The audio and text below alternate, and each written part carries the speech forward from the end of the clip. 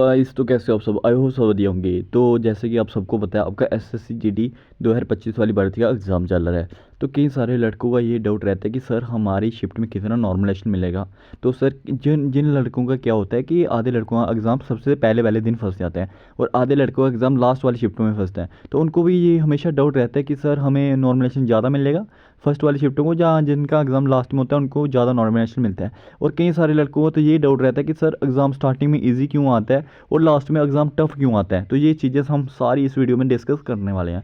सबसे पहले मैं आपको एक आंकड़ा बताता हूँ। ये देखो, ये आपके सामने जो भी डाटा पड़ा है ना, ये प्रीवियस ईयर का डाटा है। ठीक है, ये प्रीवियस ईयर का डाटा है। मैं प्रीवियस ईयर के आधार पे आपको ये समझा दूंगा कि आपका प्रीवियस ईयर में कितना नॉर्मलाइजेशन मिला था हार्डर शिफ्ट को और ईजियर शिफ्ट को कितना नॉर्मलाइजेशन मिला था। यही सबसे बड़ा डाउट मेन आपका रहता है।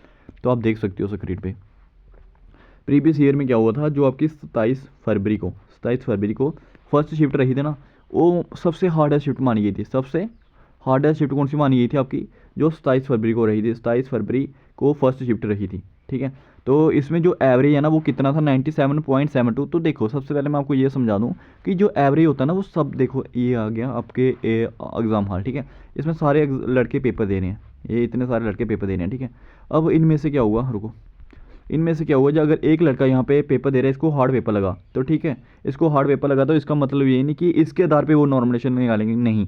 इसको हार्ड लगा इसके बेस पे भी नहीं निकालेंगे, इसको लगा इसके बेस पे भी नहीं निकालेंगे। वो सबका सबका क्या निकालेंगे, इन सारे का एक एवरेज निकालेंगे।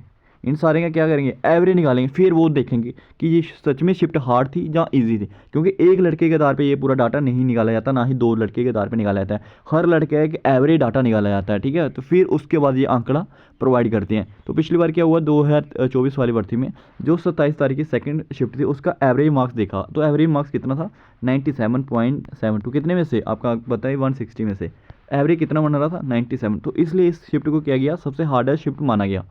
अब मैं बताता हूँ इस शिफ्ट को मैं कितना हमें नॉर्मलाइजेशन देखने को मिला था 27/2 की फर्स्ट शिफ्ट। तो आप देख सकते हो आपके सामने स्क्रीन पे है 27 तारीख की फर्स्ट शिफ्ट देख सकते हो। ये आपकी 27 फरवरी की फर्स्ट शिफ्ट। तो कितना नॉर्मलाइजेशन मिला था, 15 नंबर का हमें नॉर्मलाइजेशन देखने को नहीं मिला है। तो देख सकते हो कई लड़के कहते हैं ना कि 25 30 नंबर का नॉर्मलाइजेशन मिलता है, तो ऐसा बिल्कुल भी नहीं होता। इतना ज़्यादा एसएससी नॉर्मलाइजेशन नहीं देती है। 25 30 काफ़ी ज़्यादा नॉर्मलाइजेशन है, वो इन्हें हमें नहीं देखने के लिए मिलता। हाँ लेकिन 16 हो गया, 17 हो गया, 18 हो गया, ज़्यादा से ज़्यादा 18 19 नंबर तक हमें नॉर्मलाइजेशन देखने के लिए मिलता है, बट इतना ज़्यादा भी नहीं आता, 25 30 नहीं आता है। तो आई होप आपको ये वाला डाउट क्लियर हो गया होगा कि जो सबसे हार्डेस्ट शिफ्ट थी उसमें कितना नॉर्मलाइजेशन देखने के लिए मिला था हमें। 15 नंबर का हमें नॉर्मलाइजेशन देखने के लिए मिला था। उसके बाद मैं बात करूं जो आपकी सेकंड शिफ्ट थी 20 फरवरी की भी फर्स्ट शिफ्ट, आप देख सकते हो स्क्रीन में, ये भी हार्डेस्ट शिफ्ट मानी गई थी। 20 फरवरी की फर्स्ट शिफ्ट, ये भी हार्डेस्ट शिफ्ट मानी गई थी। तो अब इसका डाटा देखते हैं हम कितना गया था। तो ये देखो 20 फरवरी की, ये देखो शिफ्ट 1 सबसे पहले स्क्रीन पे दिखाई दे रहे होंगे। तो जो इसमें नॉर्मलाइजेशन मिला था हमें, वो मिला था कितना, 17 मार्क्स का, कितना 17 मार्क्स का हमें इसमें नॉर्मलाइजेशन देखने के लिए मिला था। तो आई होप ये वाला आपका डाउट क्लियर हो गया होगा कि हमें लास्ट कितना नॉर्मलाइजेशन देखने मिलता है, मतलब हार्डेस्ट शिफ्ट हो गई यहाँ आपकी। ठीक है गाइस, तो ये सारा का सारा आंकड़ा आप अच्छे से इस वीडियो को रोकिए, तो अच्छे से अगर आप सारा चेक करना चाहते हो तो कर सकते हो। अब मैं बात करता हूँ सबसे ईजी शिफ्ट, ये आपकी थी सबसे इजी शिफ्ट। ठीक है, 30 तारीख को आई थी सबसे इजी शिफ्ट। आप देख सकते हो इसमें सबसे ज़्यादा जो एवरेज स्कोर आ था 116.45 समथिंग आ रहा था एवरेज स्कोर। तो देख सकते हो आप अच्छे स्क्रीन पे, ये सबसे ईजीएस्ट शिफ्ट थी। तो अब इसका नॉर्मलाइजेशन हमें कितना देखने के लिए मिला था, तो देखो जो इसका हमें नॉर्मलाइजेशन देखने के मिला था 30 मार्च शिफ्ट 1 का, तो 2 नंबर नॉर्मलाइजेशन मिला था और एक्चुअल में 2 नंबर ही नॉर्मलाइजेशन मिला था। आप देख सकते हो ये होता है सिस्टम। अब मैं आपको ये वाला आंकड़ा समझा देता हूँ, आप सारी की सारी ये शिफ्ट अच्छे से एनालिसिस कर सकते हो। तो देखो अब कई लड़कों का ये डाउट रहता है कि सर हमारा एग्ज़ाम तो फर्स्ट दिन फंस गया, अब हमें नॉर्मलाइजेशन ज़्यादा मिलेगा या कम मिलेगा। ठीक है, एक मिनट, ये वाला डाउट। और कई लड़कों ये डाउट था कि लास्ट डे फंसा, अब हमें नॉर्मलाइजेशन ज़्यादा मिलेगा कि कम मिलेगा। देखो ऐसा बिल्कुल भी नहीं होता, ऐसा कुछ नहीं होता। अगर आपका एग्ज़ाम चाहे फर्स्ट दिन फंसे चाहे लास्ट दिन फंसे, आपका फिर भी वो शिफ्ट का जो आपकी शिफ्ट आई है ना, वो शिफ्ट का डाटा को एनालिसिस करेंगे, एवरेज स्कोर बनाएंगे कि आपका एवरेज स्कोर कितना बन रहा है। एवरेज स्कोर के अनुसार ही आपको वो नॉर्मलाइजेशन प्रोवाइड करेंगे। ये चीज़ें वो बिल्कुल भी मैटर नहीं करती, चाहे आपका एग्ज़ाम फर्स्ट दिन फंसे चाहे आपका एग्ज़ाम लास्ट दिन फंसे। तो ये आपका डाउट अच्छे से क्लियर हो गया होगा। वो हर एक चीज़ क्या मैटर करती है, आपकी नॉर्मलाइजेशन कैसे मैटर करती है, आपकी शिफ्ट का एनालिसिस करेंगे, एवरेज स्कोर निकालेंगे, तो एवरेज स्कोर पे ही मिलेगा। ये अपने दिमाग से निकाल देना कि लास्ट दिन हुआ तो मेरे को नॉर्मलाइजेशन अच्छी खासी मिल जाएगी, तो ऐसा कुछ भी नहीं होता। ठीक है गाइस, तो अब आपका जो सबसे मेन डाउट रहता है ना तो वो आपका डाउट मैं क्लियर कर देता हूँ। इस बार कितना आपको नॉर्मलाइजेशन मिलने वाला है और सबसे हार्डेस्ट शिफ्ट कौन सी मानी गई है इस बार। तो जैसे कि आप सबको पता है, आपके SSC GD के जो इस वक्त एग्ज़ाम चल रहे हैं, 4 फरवरी को जो आपका एग्ज़ाम हुआ है ना, ठीक है, 4 फरवरी की जो सबसे हार्डेस्ट शिफ्ट आई थी ना भाई, 3rd नंबर की शिफ्ट, जो 3rd नंबर की शिफ्ट थी ना, मतलब कि as compare to first shift और सेकंड शिफ्ट, इसके मुकाबले ये 3rd शिफ्ट बहुत ज़्यादा हार्ड मानी गई है, मतलब काफ़ी ज़्यादा हार्ड आई थी। तो मैं बात करूँ 5th फेब की, ठीक है, तो 5th फेब की भी 3rd शिफ्ट बहुत ज़्यादा हार्ड आई थी, मतलब एज़ कम्पेयर टू फर्स्ट और सेकंड के मुकाबले। अब मैं बात करूँ 6th फरवरी के, तो 6th फरवरी वाला जो पेपर है ना, वो तीनों की तीनों शिफ्ट ना मतलब कि ईजी आई थी। शिफ्ट तो मतलब कि ईजी कैसे आई थी, ईजी टू मॉडरेट आई थी, मतलब इतनी हार्ड नहीं आई थी। बट लेकिन ये वाली 3rd और ये वाली 3rd मतलब कि काफ़ी ज़्यादा हार्ड थी। तो इनको जो नॉर्मलाइजेशन मिलने वाला है, कम से कम भी आप मान के चलो 12+ ही नॉर्मलाइजेशन मिलने वाला है 3rd शिफ्ट वाली, जिनकी मैं ये बात करी अभी जस्ट आपके सामने, ठीक है। इनको 12+ नॉर्मलाइजेशन अच्छे से मिल जाएगा।